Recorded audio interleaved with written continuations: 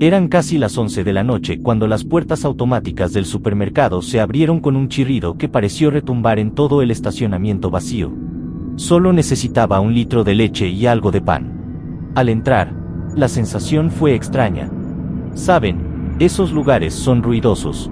Hay música de fondo, gente quejándose, el pitido de las cajas. Pero hoy, el silencio era tan denso que podía escuchar el zumbido de mi propia sangre en los oídos. Caminé hacia el fondo, buscando los lácteos. Las luces fluorescentes del techo tenían un tono amarillento, enfermizo. Crucé el pasillo 1, el 2, el 3. Y al llegar al pasillo 4, me detuve en seco. El pasillo de los refrigeradores no terminaba. Miraba hacia el fondo y la perspectiva se cerraba en un punto negro infinito. Pensé que era un truco de las sombras, un cansancio acumulado de la oficina, pero al dar el primer paso hacia adentro, escuché como las puertas automáticas de la entrada, a cientos de metros atrás, se cerraban con un golpe definitivo. Avancé intentando mantener la calma. Pero algo andaba mal con los productos. Tomé un cartón de leche para revisar la caducidad, pero no había marca de empresa. En el frente, donde debería estar el logo, había una fotografía granulada, en blanco y negro, de un hombre. Se me detuvo el corazón al reconocerlo. Era don Arturo, mi vecino del piso 3, el que siempre me saludaba por las mañanas. Debajo de su rostro, unas letras rojas decían: consumido el 7 de enero de 2026, las 11:15 de la noche. Miré mi reloj. Las 11:10 de la noche. Un frío glacial salió de los refrigeradores, pero no era aire acondicionado, era el olor a una carnicería vieja. Empecé a revisar los demás estantes. Latas de atún con fotos de niños desaparecidos, cajas de cereales con fechas de accidentes de tráfico que aún no ocurrían. Todos los nombres de mi colonia estaban ahí, ordenados por pasillo y estante. Comprendí con horror que ese supermercado no vendía comida. Era un almacén de destinos finales. De repente, un sonido metálico rompió el silencio. Clank, clank, clank. A lo lejos, al final del pasillo infinito, vi un carrito de compras. Estaba solo, avanzando con una lentitud desesperante. Sus ruedas estaban trabadas y dejaban una marca negra en el piso pulido. Al principio creí que era el desnivel del suelo, pero el carrito se detuvo justo a 10 metros de mí.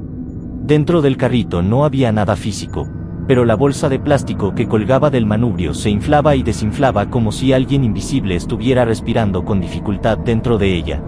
Las luces del pasillo empezaron a apagarse en cadena, de atrás hacia adelante, dejándome en una oscuridad absoluta que me obligaba a correr hacia el fondo, hacia ese punto negro que nunca llegaba.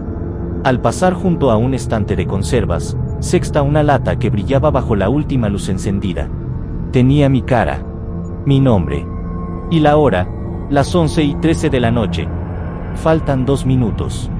El carrito ha empezado a correr hacia mí.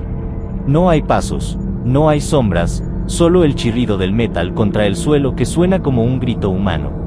He intentado romper los cristales de los refrigeradores para esconderme, pero el vidrio es tan duro como el diamante. Si estás escuchando esto y te encuentras en un supermercado tarde por la noche, y notas que el pasillo 4 se ve un poco más largo de lo normal, no entres. No busques lo que te falta. Porque en este lugar, el producto eres tú. El carrito acaba de chocar contra mis pies. La bolsa de plástico se está abriendo, y lo que sale de ahí no tiene forma, pero tiene mucha hambre.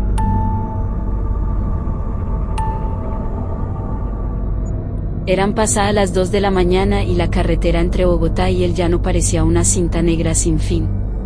El café ya no me hacía efecto y la aguja de la gasolina estaba peligrosamente cerca de la reserva. De repente, entre la neblina, vi el letrero de una estación de servicio que no aparecía en el GPS, kilómetro 0, abierto siempre. Me desvié con alivio. Al entrar, noté que el pavimento de la estación estaba tan limpio que brillaba como un espejo bajo las luces blancas de neón. No había más carros, ni siquiera un perro callejero. Bajé la ventanilla y el aire olía a una mezcla extraña de gasolina y flores de cementerio.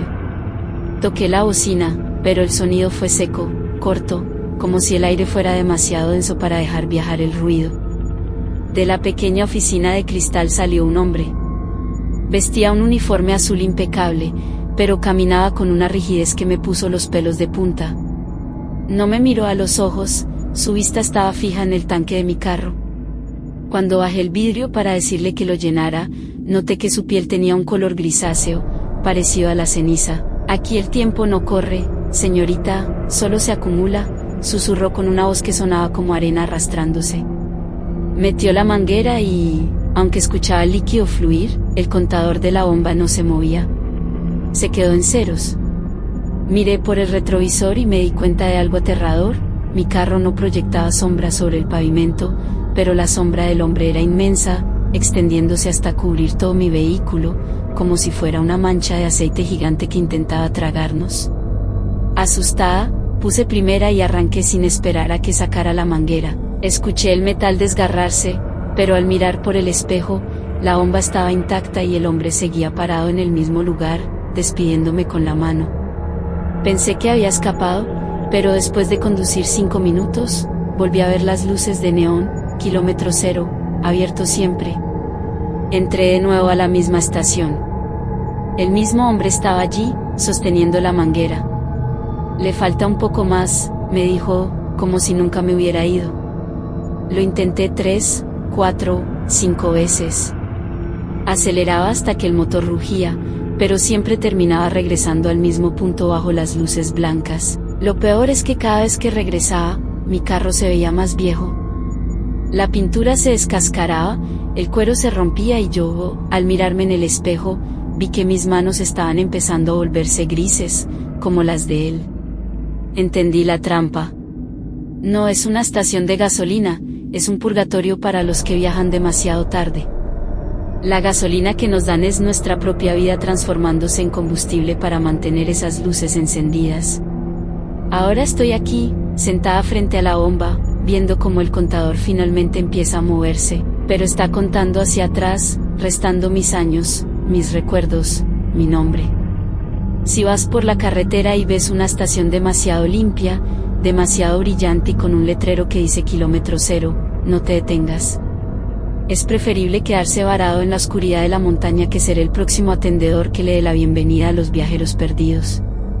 El hombre azul se acerca a mi puerta, y esta vez, trae un uniforme extra de mi talla.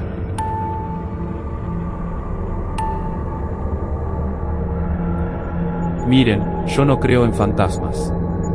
Laburo en el cementerio hace 10 años y lo más raro que vi fueron gatos negros y algún que otro borracho que se quedó dormido entre las tumbas. Pero el martes pasado fue distinto. Eran las 3 de la mañana, la hora del muerto, como dicen los pibes. Estaba haciendo la ronda por la sección de las bóvedas antiguas, donde los ángeles de mármol parecen que te siguen con la mirada. Hacía un frío que te partía los huesos, uno de esos que no se van ni con 3 saquitos de té. De golpe, la neblina bajó tan rápido que dejé de ver mis propios pies. Saqué la linterna, pero la luz apenas cortaba el aire. Me di cuenta de que el silencio no era normal, no se escuchaba el ruido de los autos de la avenida, ni el viento, nada. Era como si alguien hubiera puesto la ciudad entera en silencio. Doblé en la esquina de la tumba de los generales, un camino que conozco de memoria. Pero en lugar de salir a la calle principal, me encontré con un pasillo de nichos que nunca antes había visto. Eran altísimos, de mármol negro pulido, y se extendían hacia arriba hasta perderse en la niebla. Empecé a caminar más rápido. Doblé a la izquierda, luego a la derecha, y otra vez a la izquierda. Nada. Siempre el mismo pasillo. Me detuve a mirar las placas de bronce de los nichos. Todas tenían la misma fecha de fallecimiento, 7 de enero de 2026. Pero lo que me heló la sangre fue ver los nombres. No eran gente muerta hace siglos. Eran los nombres de mis compañeros de turno, de mi jefe, de la señora que limpia la entrada, y en el último nicho del pasillo, el espacio estaba vacío, esperando una placa, pero adentro se escuchaba el sonido de alguien rascando el mármol desde adentro. Me pegué un cagazo bárbaro y salí corriendo. El eco de mis borceguíes en el suelo sonaba como si 1000 personas estuvieran corriendo detrás de mí. Giré la cabeza y vi que una de las estatuas de ángeles, una que estaba a 20 metros, ahora estaba a 5. No caminaba, simplemente, estaba, más cerca cada vez que yo parpadeaba. Su cara de mármol no tenía ojos, pero sentía que me estaba juzgando. Acá no se sale, pibe, escuché una voz. Era mi propia voz, pero salía de uno de los nichos cerrados. Me acerqué, temblando, y vi por la rendija del mármol roto. Adentro no había un esqueleto. Estaba yo, vestido con mi uniforme, sentado en un rincón, llorando y contando los segundos para que amaneciera. Comprendí que el cementerio me había desdoblado. Una parte de mí ya era parte de la piedra. Logré ver el portón de salida a lo lejos. Corrí como si me persiguiera el mismo diablo. Salté la reja y caí en la vereda. Pero cuando me levanté y miré hacia la ciudad, no había luces, ni edificios, ni gente. Solo había más pasillos de cementerio extendiéndose hasta el horizonte. Buenos Aires entera se había convertido en una necrópolis infinita. Si escuchás esto, no te quedes mirando las estatuas demasiado tiempo. Y si sentís que el camino a tu casa se hace más largo de lo habitual, fíjate bien en las paredes. Quizás ya no son ladrillos, quizás ya son lápidas. El ángel acaba de aparecer detrás de mí de nuevo. Y esta vez, tiene mis llaves.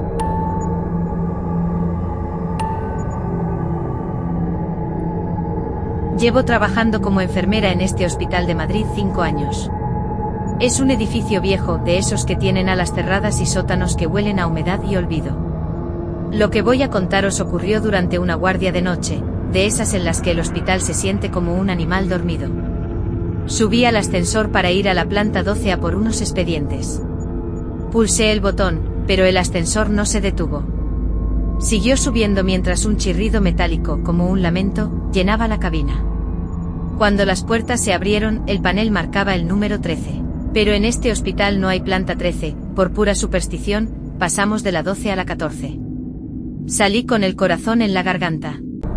El pasillo era idéntico al de abajo, pero las paredes no eran de pintura blanca, sino que tenían una textura suave, casi como si estuvieran hechas de gasa quirúrgica usada. Y el olor, no era desinfectante, era el olor dulce y rancio de una herida que nunca cierra. Empecé a caminar buscando las escaleras. Todas las habitaciones tenían las puertas entreabiertas. Al pasar por la 1304, escuché un susurro: enfermera, me toca la medicación. Me asomé por puro instinto profesional. En la cama no había una persona, sino una figura hecha de vendas blancas que envolvían el vacío. No tenía rostro, solo una hendidura donde debería estar la boca. Miré el gotero que colgaba junto a la cama. No contenía suero, el líquido era negro, espeso como el chapapote, y dentro nadaban cosas pequeñas, como insectos que intentaban escapar. Salí corriendo de la habitación, pero al mirar el cartel del pasillo, me di cuenta de que todas las habitaciones eran ahora la 1304. No importaba cuánto corriera, siempre estaba frente a la misma puerta, escuchando el mismo susurro pidiendo una medicación que yo no quería entregar. Al final del pasillo vi el mostrador de enfermería. Había 3 figuras de espaldas, vestidas con batas blancas. «Por favor, ayúdenme», grité. Se giraron al unísono. No tenían ojos, sus rostros estaban cubiertos por mascarillas quirúrgicas que parecían cosidas directamente a su piel. Sus manos eran largas con dedos que tenían demasiadas articulaciones, y sostenían bisturís oxidados. Empezaron a caminar hacia mí, pero no daban pasos, se deslizaban sobre el suelo linóleo como si estuvieran flotando. Uno de ellos levantó un expediente. Pude leer mi nombre en la portada. La fecha de ingreso era hoy, 7 de enero de 2026. El diagnóstico era una sola palabra escrita en letras grandes: eterna. Comprendí que esa planta no era parte del hospital, era el lugar donde van a parar las almas que el hospital se queda como pago por las vidas que salva abajo. Encontré el ascensor de nuevo y pulsé todos los botones desesperadamente. Las puertas tardaron una eternidad en cerrar, y justo antes de hacerlo, una de esas manos largas y frías rozó mi cuello. Siento el frío todavía. Logré bajar a la planta 0 y salí a la calle sin mirar atrás. Pero algo ha cambiado. Desde esa noche, cada vez que paso por un espejo, veo que mi uniforme de enfermera tiene una mancha negra que crece cada día. Y lo peor, cuando duermo escucho por el conducto de ventilación de mi casa el sonido de ruedas de camilla y una voz que viene de muy arriba, de una planta que no debería existir, diciendo: vuelve a la 1304, enfermera. Todavía no hemos terminado de operarte.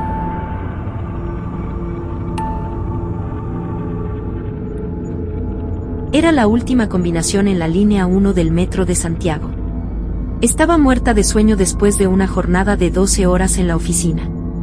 Me subí al último vagón, que estaba extrañamente impecable, sin un solo rayado, sin un papel en el suelo. El tren cerró las puertas y empezó a avanzar, pero el ruido metálico de las vías se sentía distinto, como si estuviéramos viajando sobre algo más blando que el acero. Miré por la ventana hacia el túnel.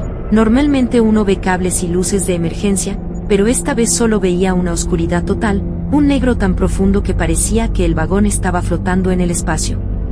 Pasaron 10 minutos y no llegamos a la siguiente estación. El mapa digital sobre la puerta empezó a fallar, los nombres de las estaciones desaparecieron y fueron reemplazados por puntos suspensivos. De repente, la luz del vagón parpadeó y apareció alguien sentado al fondo. Era una mujer con un vestido de oficina gris, igual que el mío. Tenía un maletín en el regazo, pero sus manos no tenían dedos, terminaban en puntas romas de piel lisa. No tenía cara, solo una superficie plana de carne pálida bajo un flequillo perfecto. Me levanté para cambiarme de vagón, pero la puerta que conectaba con el siguiente estaba sellada con una especie de resina transparente. Miré hacia el otro vagón y vi que estaba lleno de esas figuras, todas sentadas en silencio, todas mirando hacia el frente. El tren anunció por los parlantes con una voz distorsionada: próxima estación, El Olvido. Favor de no bajar si desea conservar su nombre, punto. Desesperada, apreté el botón de pánico, pero en lugar de la voz del conductor, escuché un llanto de bebé que venía de las paredes del tren. El vagón empezó a encogerse. El techo bajaba unos centímetros cada vez que el tren cruzaba una luz en el túnel. Las figuras sin rostro empezaron a levantarse y a caminar hacia mí, con movimientos erráticos, como si fueran títeres con las cuerdas cortadas. Vi una estación acercándose.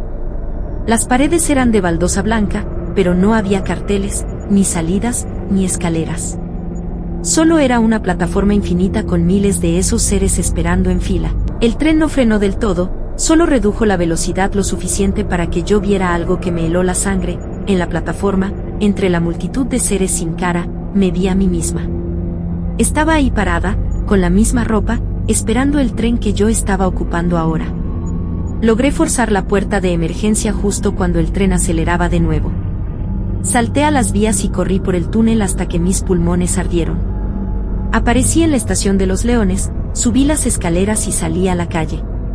Parecía normal, pero hay algo que no me deja dormir. Desde esa noche, cada vez que paso por una estación de metro, siento que el aire se vuelve denso. Y hoy, al revisar mi pase escolar, mi foto había desaparecido. Solo hay un óvalo blanco donde debería estar mi cara. Sé que el tren sigue dando vueltas bajo mis pies, y que la versión de mí que se quedó en esa plataforma está esperando que yo vuelva a subir para tomar mi lugar en la superficie.